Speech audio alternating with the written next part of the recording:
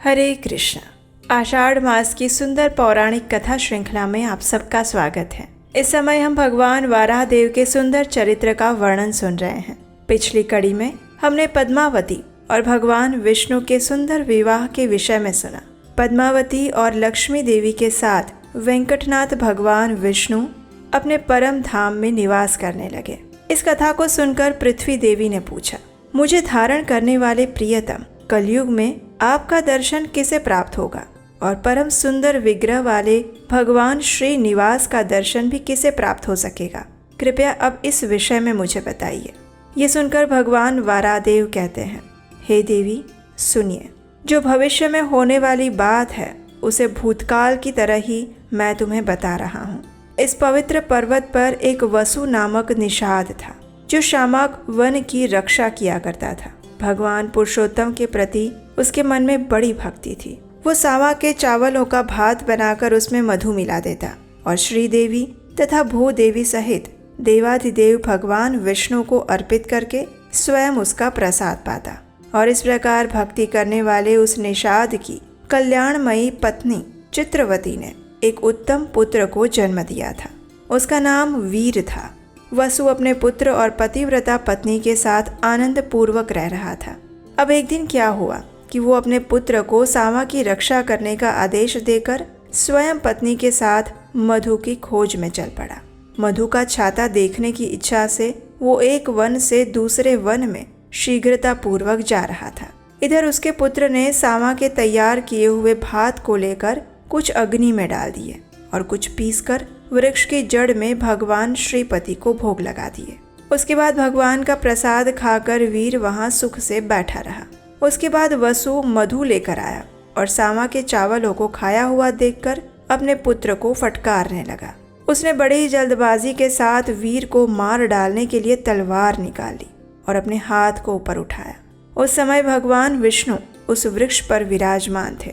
उन्होंने वसु की तलवार हाथ से पकड़ ली और तब उसने वृक्ष की ओर देखा। भगवान विष्णु हाथ में शंख चक्र और गदा लिए और आधा शरीर वृक्ष पर टिकाए हुए वहां पर खड़े थे। उन्हें देखते ही वसु ने तलवार छोड़ दी और भगवान के चरणों में प्रणाम कर दिया। वसु ने कहा, हे देव देवेश्वर, आप ये क्या कर रहे हैं? तब भगवान श्री हरि ने कहा, हे वसु, तुम मेरी बात सुनो। तुम्हारा पुत्र मुझ में भक्ति रखता है। ये तुमसे भी बढ़कर मुझे प्यारा है, इसलिए मैंने इसे प्रत्यक्ष दर्शन दिया। इसकी दृष्टि में मैं सर्वत्र हूँ, लेकिन तुम्हारी दृष्टि में केवल स्वामी पुष्करिणी के तट पर ही मैं रहता हूँ। भगवान का ऐसा वचन सुनकर वसु बड़ा ही प्रसन्न हुआ और वो बार बार भगवान को प्रणाम करने लगा। एक समय चंद्रवंश में तोंडमान नाम से प्रसिद्ध एक राजा थे। वे बड़े वीर थे। उनके पिता का नाम सुवीर और माता का नाम नंदिनी था।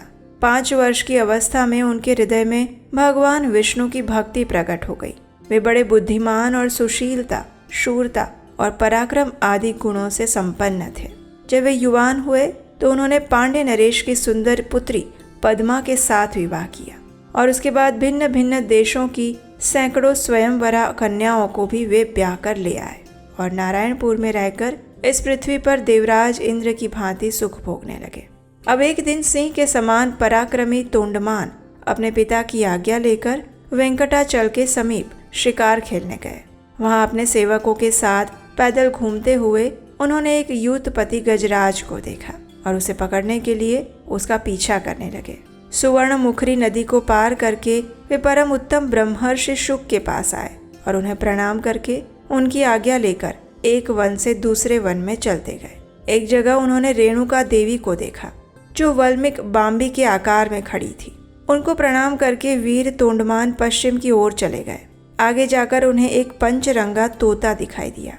फिर उसे पकड़ने के लिए वे भी उसके पीछे पीछे दौड़ने लगे।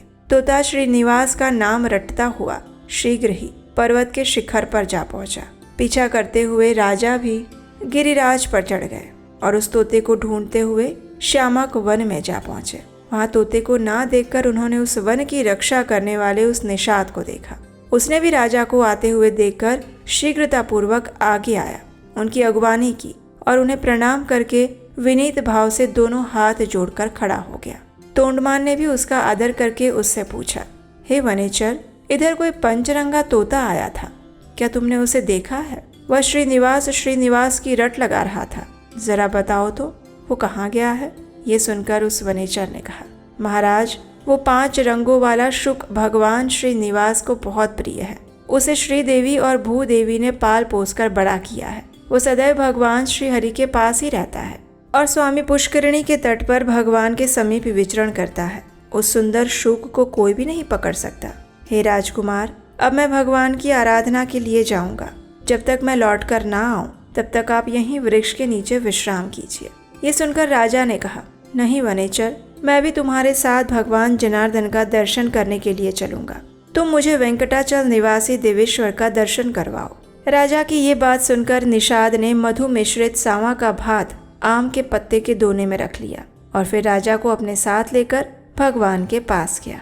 वहां राजा सहित विधि पूर्वक स्नान करके निषाद राज ने स्वामी पुष्करिणी के तट पर बिल्व वृक्ष के नीचे विराजमान भगवान विष्णु का राजा को दर्शन करवाया। उनके श्रीअंगों की कांति अलसी के फूल की भांति श्याम थी। कमलदल के समान सुंदर और विशाल नेत्र थे। वे 4 भुजाओं से सुशोभित थे। उनके अंग अंग से उदारता प्रकट हो रही थी। मुखार विंद पर मंद मुस्कान की छटा थी। उनके अंगों पर दिव्य पीतांबर शोभा पा रहा था। मस्तक पर किरीट और हाथों में कंकण आभूषणों से उनकी शोभा बढ़ रही थी। भगवान के दोनों पार्श्व में परम सुंदरी श्रीदेवी और भूदेवी विराजमान थीं। शंख, चक्र, खड्ग, गदा, शारंग, धनुष और बाण आदि आयुध मूर्तिमान होकर सभी ओर से भगवान की सेवा में उपस्थित थे। इस प्रकार उन पुरुषोत्तम का दर्शन करके उन दोनों ने आनंद मग्न होकर उन्हें प्रणाम किया। निषाद ने भी मधु मिश्रित सांवा का भात भगवान को अर्पित किया और फिर राजा के साथ शामक वन में अपनी पवित्र पर्णकुटी पर वापस लौट आया। राजा एक रात उसकी कुटी में रहे और प्रातःकाल उठकर अपनी सेना के साथ पुनः नगर की ओर लौट पड़े। फिर देवी के वन में जाकर वे घोड़े से उतरे और चैत्र शुक्ला नवमी के दिन उन्होंने रेणुका देवी का पूजन किया। उनसे पूजित होकर देवी ने प्रसन्न होकर उन्हें वर दिया, हे राजन, तुम्हारा राज्य निष्कंटक होगा। राजधानी तुम्हारे ही नाम से प्रसिद्ध होगी। मेरे समीप तुम दीर्घ काल तक राज्य करोगे और तुम्हारे ऊपर देवाधिदेव भगवान विष्णु का कृपा प्रसाद सदैव बना रहेगा। इस प्रकार वरदान पाकर राजा पुनः शुक मुनि के आश्रम पर गए। उन्हें प्रणाम करके उनके द्वारा सम्मानित होकर हर्षित हुए और फिर उन्होंने मुनि से कहा, हे महर्षि, आप कमल सरोवर का महात्म्य बताइए।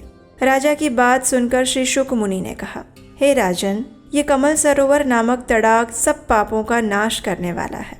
कीर्तन, स्मरण और स्नान करने से ये मनुष्यों को इस पृथ्वी पर लक्ष्मी प्रदान करता है। तुम भी इसमें स्नान करो और अपने पिता के समीप जाओ। शुक मुनि का ये वचन सुनकर राजकुमार ने कमल सरोवर में स्नान किया।